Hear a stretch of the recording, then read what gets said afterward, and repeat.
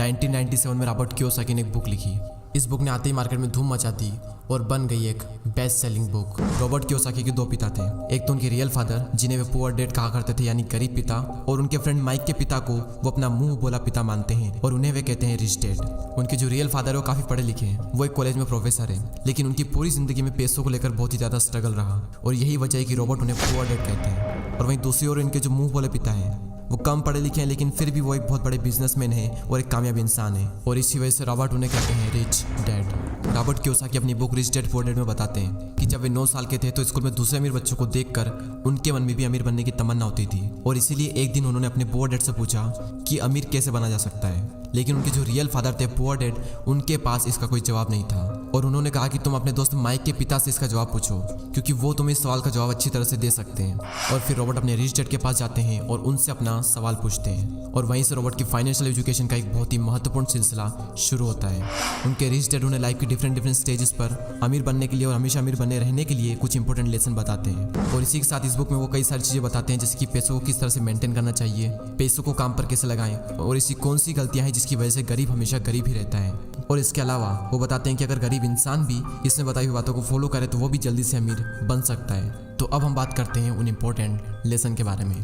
तो नंबर 1 यहाँ पर आता है कि अमीर लोग कभी भी पैसों के लिए काम नहीं करते। जनरली लोग अमीर बनने के लिए बहुत ही ज़्यादा मेहनत करते हैं। उनकी कोशिश ये होती है कि उन्हें एक ऐसी नौकरी मिल जाए जिससे कि हर महीने उन्हें अच्छी सैलरी मिलती रहे, और नौकरी मिलने के बाद वो पूरी डेडिकेशन और मेहनत के साथ अपनी जॉब पर जाते हैं, और इसी के साथ वो ऐसे ट्रैप में फंस जाते हैं जहाँ से वो कभी निकल ही नहीं पाते हैं। और कई सारे लोग इस तरह से अमीर बनने के लालच में एक रेट रेस का हिस्सा बन जाते हैं। उन्हें पता होता है कि महीने के एंड में सैलरी मिलने वाली है, और इसी वजह से वो लोन पर बड़ा घर लेते हैं, गाड़ी खरीदते हैं, क्रेडिट कार्ड से महंगी महंगी चीज़ें खरीद लेते हैं, और फंस जाते हैं एक ऐसे ट्रैप में जहाँ से निकलना बहुत मुश्किल हो जाता है, क्योंकि आपने जो चीज़ें लोन पर ली है आपको उनका लोन भी पे करना है, और उस लोन को पे करने के लिए आपको कई सालों तक नौकरी करनी पड़ेगी, और आपकी नौकरी से जो भी अमाउंट आएगा उसमें से मैक्सिमम अमाउंट आपको लोन पे करने में ही चला जाएगा। और इसी तरह से कई सारे लोगों की जिंदगी लोन पे करने में और नौकरी करने में ही निकल जाती है। अब सवाल ये आता है कि पैसों के लिए काम ना करें तो क्या करें। अमीर लोग जो होते हैं वो पैसों के लिए काम नहीं करते, वो कुछ ऐसा करते हैं जिसकी वजह से पैसा उनके लिए काम करता है, और वो क्या ऐसा करते हैं इसका जवाब आपको आने वाले कुछ पॉइंट्स में मिल ही जाएगा। लेसन नंबर 2, लोगों को फाइनेंशियल एजुकेशन सिखाना क्यों ज़रूरी है। दूसरे लेसन में रिच डैड ये सिखाते हैं कि इंसान के लिए पैसों की समझ बहुत ही ज़्यादा ज़रूरी है, लेकिन आमतौर पर दुनिया के हर देश में हर तरह की पढ़ाई होती है सिवाय फाइनेंशियल एजुकेशन के। ऐसा इसलिए क्योंकि एक सिस्टम बना हुआ है कि खूब पढ़ो, अच्छे नंबर लाओ और फिर एक अच्छी नौकरी करो। पर सच्चाई यह है कि किसी भी तरह की जॉब आपको कभी भी अमीर नहीं बना सकती। मान लीजिए कि कोई भी इंसान बहुत पढ़ लिख कर मेहनत करके डॉक्टर या इंजीनियर तो बन जाता है, लेकिन वो भी 9 to 5 की नौकरी के चक्रव्यूह में फंस कर रह जाता है, जैसा कि हमने फर्स्ट पॉइंट में बात की थी।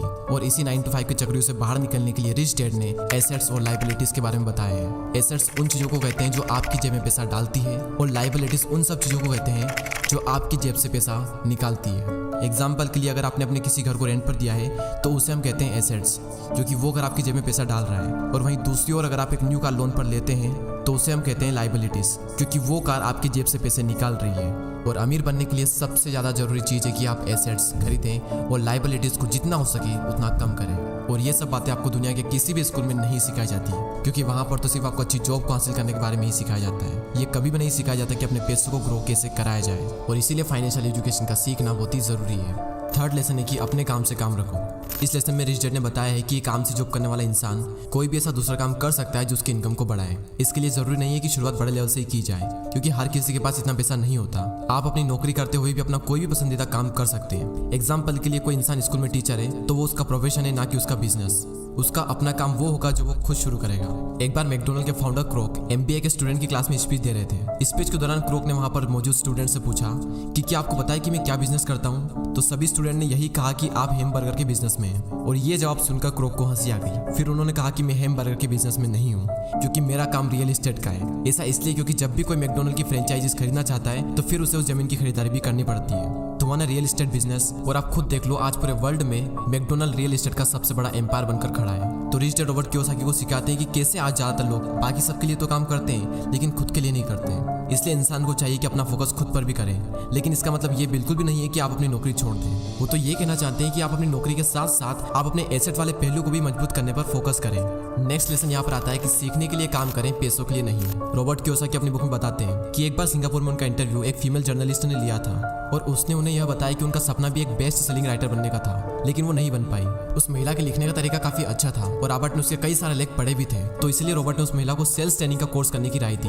लेकिन ये सुनकर वो महिला नाराज हो गई, क्योंकि वो बहुत ज्यादा पढ़ी लिखी थी और उसके पास में इंग्लिश लिटरेचर में मास्टर डिग्री थी और उसके हिसाब से सेल्स का काम सीखना उसके स्टैंडर्ड का नहीं था। रॉबर्ट कहते हैं कि दुनिया कई सारे पढ़े लिखे स्मार्ट लोगों से भरी हुई है, लेकिन पॉइंट यह है कि पैसा कमाने के लिए सिर्फ टैलेंट की जरूरत नहीं होती। आपको यह पता होना चाहिए कि आप उस टैलेंट को कैसे भुना सकते हो, और जब तक आप ये नहीं जानोगे तब तक आपका सारा टैलेंट बेकार है। और उसी लड़की की तरह कई सारे लोग सीखने के लिए काम नहीं करते। अगर वो महिला सेल्स की ट्रेनिंग सीख ले तो हो सकता है कि वो महिला आने वाले टाइम में बेस्ट सेलिंग राइटर भी बन जाए, लेकिन वो नहीं सीखती है और इसीलिए गरीब हमेशा गरीब ही रहता है और अमीर लोग सीखने के लिए काम करते हैं और सीख करके अमीर और अमीर बन जाता है। रॉबर्ट कियोसाकी बताते हैं कि उनके जो पुअर डैड थे उन्हें हमेशा अपनी नौकरी की चिंता रहती थी, लेकिन उनके जो रिच डैड थे वो सीखने पर ज्यादा जोर देते थे, क्योंकि उनका मानना यह था कि अमीर बनने के लिए जिंदगी में कई सारी चीजें सीखनी पड़ती है, और यही इन दोनों में सबसे बड़ा फर्क था।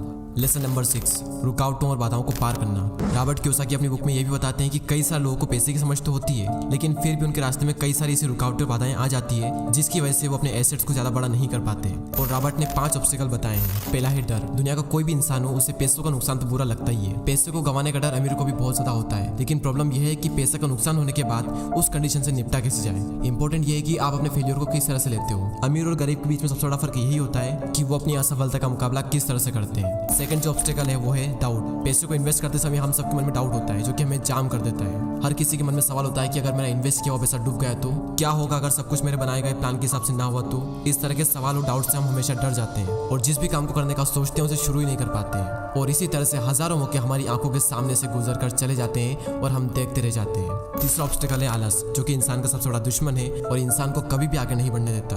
रॉबर्ट कहते हैं कि जो लोग सबसे ज्यादा बिजी होते हैं असल में वही लोग सबसे ज्यादा आलसी भी होते हैं। जिंदगी में हर टाइम पैसों के लिए काम करने वाले लोगों को ये बात समझनी चाहिए कि किसी भी चीज की अति गलत होती है। और अभी रिसेंटली आलस को दूर करने पर भी मैंने एक वीडियो बनाया है, तो अगर उस वीडियो को आपने नहीं देखा है तो प्लीज उस वीडियो को भी जरूर देखें। चौथा ऑब्स्टिकल है बुरी आदतें। रॉबर्ट कहते हैं कि अगर दो लोगों में कंपैरिजन किया जाए तो उनकी आदतों में बहुत ज्यादा फर्क होता है। साथ ही रॉबर्ट ये कहते हैं कि वो सबसे पहले खुद को पैसे देते हैं और इसी वजह से वो खुद को फाइनेंशियली और इमोशनली ज्यादा मजबूत महसूस करते हैं। उनके कहने का मतलब ये है कि हर महीने जब आपके पास में पैसे आते हैं तो सबसे पहले अपने सेविंग और इन्वेस्टमेंट के पैसों को अलग कर दें और उसके बाद अपने बिल्स वगैरह चुकाएं। तो अगर अमीर बनने की ख्वाहिश आपके मन में है तो ये आदत आपको डालनी ही पड़ेगी, भले ही हर महीने आपके पास कम ही पैसा क्यों ना आए। तो पहले खुद को पे करो और उसके बाद में दूसरे काम करो, और इससे आपके 2 फायदे होंगे। पहला तो आपका पैसा भी बढ़ेगा और दूसरा आपके सामने कमाई के कई सारे अवसर आएंगे और आप उनका फायदा भी उठा सकेंगे।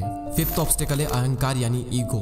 रिच डैड यह भी कहते हैं कि कुछ लोगों में अहंकार बहुत ही ज्यादा होता है और इसका यूज वो अपनी अज्ञानता को छुपाने के लिए करते हैं। वो कहते हैं कि मुझे जो भी नॉलेज है मैं उसी की बदौलत पैसे बनाने में कामयाब होता हूँ, और जो चीजें मैं नहीं जानता उनकी वजह से मैं अपने पैसों को गवा देता हूँ। इसलिए अगर किसी चीज की जानकारी आपको अच्छे से नहीं है तो अपनी ईगो को साइड में रखकर उस चीज को अच्छे से सीखें। अगर आप ये करते हो तो आप एक बहुत बड़े नुकसान से बच सकते हो। चलिए अब हम इस वीडियो की समरी देख लेते हैं। तो सबसे पहले हमने बात की कि रॉबर्ट के 2 पिता थे, एक गरीब पिता और एक अमीर पिता, और अपनी 30 साल की लाइफ में उन्होंने अपने रिच डैड से जो कुछ भी सीखा वो उन्होंने अपनी book rich dad and poor dad में बताया है। तो नंबर 1 लेसन था अमीर लोग पैसों के लिए काम नहीं करते।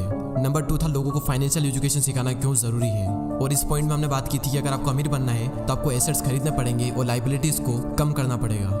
लेसन नंबर 3 अपने काम से काम रखो। लेसन नंबर 4 सीखने के लिए काम करें, पैसों के लिए नहीं। और लास्ट पॉइंट था रुकावट और बाधाओं को पार करना, और इस पॉइंट में रॉबर्ट कियोसाकी ने 5 ऐसे ऑब्स्टिकल बताए थे जिसकी वजह से आप अपने एसेट्स को बड़ा नहीं कर पाते। और वो 5 ऑब्स्टिकल कुछ इस तरह: डर, डाउट्स, आलस, बुरी आदतें और